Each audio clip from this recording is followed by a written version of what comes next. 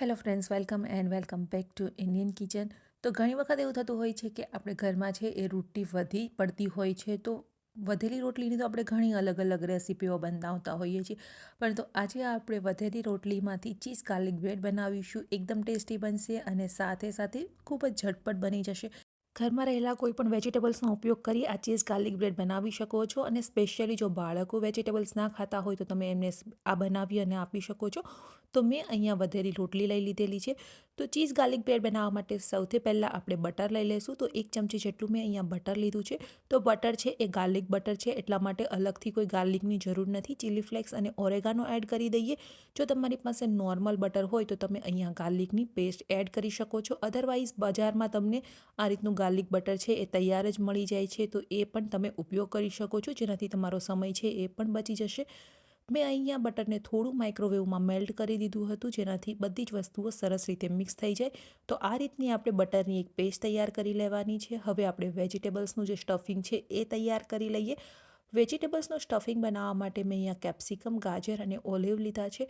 તો મનપસંદના કોઈ પણ વેજીટેબલ્સ અહીંયા તમે લઈ શકો છો. સાથે આપણે મીઠું એડ કરી દઈશું સ્વાદ અનુસાર. ચીલી ફ્લેક્સ અને ઓરેગાનો એડ કરી દઈએ. તો મેં અહીંયા ચીલી ફ્લેક્સ છે એ થોડો જ લીધો છે, કારણ કે આપણે ઓલરેડી બટરમાં ચીલી ફ્લેક્સ એડ કરેલો છે. અને સાથે આપણે બોઇલ કોર્ન લઈ લઈએ. લાસ્ટમાં ચીઝ એડ કરી દેવાનું છે. ગાર્લિક બ્રેડ બનાવીએ છીએ એટલા માટે ચીઝ વગર તો એકદમ અધૂરું છે. તો મેં મોઝરેલા ચીઝનો ઉપયોગ કરેલો છે. જો તમારી પાસે મોઝરેલા ચીઝ ના હોય તો તમે અહીંયા પ્રોસેસ ચીઝનો પણ ઉપયોગ કરી શકો છો. હવે બધી જ વસ્તુને એકદમ સરસ રીતે મિક્સ કરી દઈએ.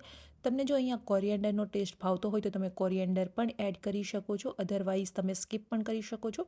તો બધી વસ્તુઓ બની અને તૈયાર થઈ ગઈ છે. હવે આપણે રોટલી લઈ લઈએ અને એક સાઈડ આપણે જે ગાર્લિક બટરનું મિશ્રણ તૈયાર કરેલું હતું એ એપ્લાય કરી દઈશું. તો અહીંયા આપણે આખી રોટલી પર એ મિશ્રણ નથી એપ્લાય કરવાનું, હાફ પાર્ટ પર જ કરીશું.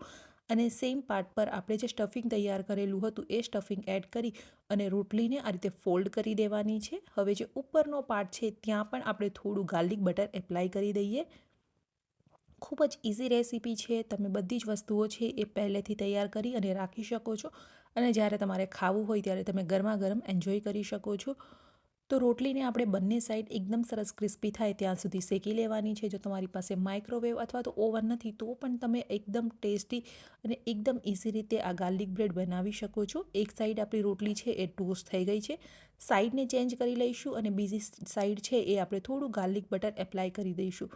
ગેસની ફ્લેમને આપણે મીડિયમ ટુ લો રાખી અને રોટલીને શેકી લેવાની છે. તો રોટલી એકદમ સરસ ક્રિસ્પી થાય ત્યાં સુધી આપણે શેકી લઈશું. તો બંને સાઈડ તમે જોઈ શકો છો કે આપણી રોટલી છે એકદમ સરસ ક્રિસ્પી બની અને તૈયાર થઈ ગઈ છે. તો આપણે સેમ પ્રોસેસથી બાકીના બધા જ ગાર્લિક બ્રેડ છે એમને તૈયાર કરી લઈશું.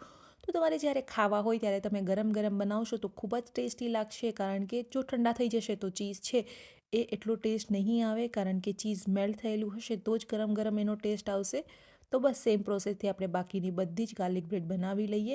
તો અહીંયા હું તમને કટ કરીને પણ બતાવી દઉં છું. ખૂબ જ સરસ ટેસ્ટી ગાર્લિક બ્રેડ બની અને તૈયાર થઈ ગઈ હતી. તો ડોમિનોઝની ગાર્લિક બ્રેડને પણ તમે ભૂલી જશો, બિલકુલ એના જેવી બની છે અને એકદમ ચીઝી બની છે. રેસીપી કેવી લાગી કમેન્ટ કરીને જરૂરથી બતાવજો. અને જો વિડીયો પસંદ આવ્યો હોય તો ફ્રેન્ડ્સ અને ફેમિલીમાં શેર કરવાનું ભૂલતા નહીં.